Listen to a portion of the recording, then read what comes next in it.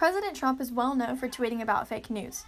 But are the sources he calls out, like CNN and the New York Times, not credible news sources? He has a contentious relationship with the press.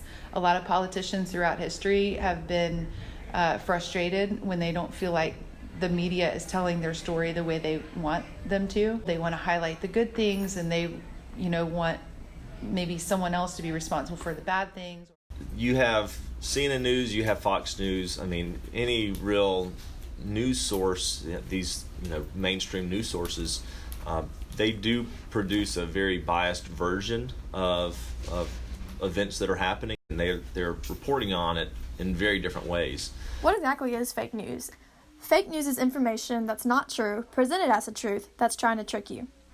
Satire is also not true, but it's designed to entertain you. It's easy to get these two confused. Social media outlets do not have many restrictions or protections against what's posted. With all the scandal of fake news, Unilever, a big advertising company, is threatening to withdraw their ads from Facebook and Google.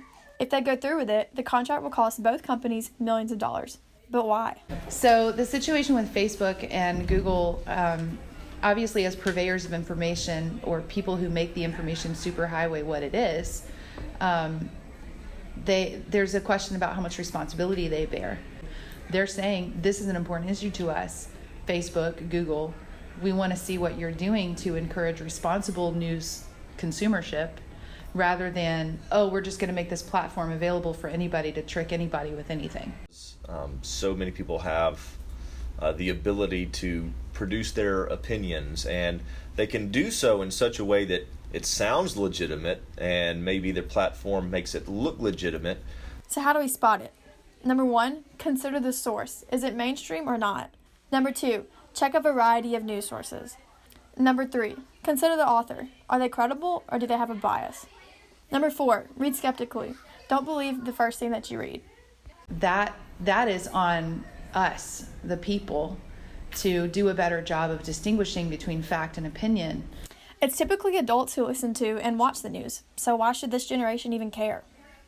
Because it's better than finding out what Kim Kardashian did, or that Fergie messed up the national anthem. It's a lot more important than a lot of the things we fill our time with. And I think that's one thing that this generation's kind of doing, is finding ways to fill their time.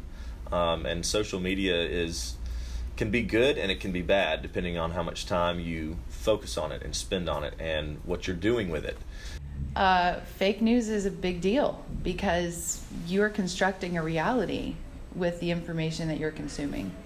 And if you're constructing your reality with information that's not true, then you end up with a skewed version of what the world looks like, and what your community is, and what your government looks like.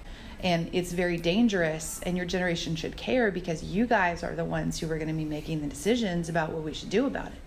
And if you're making decisions based on bad information, then there's no way that the choices you could make are the right ones.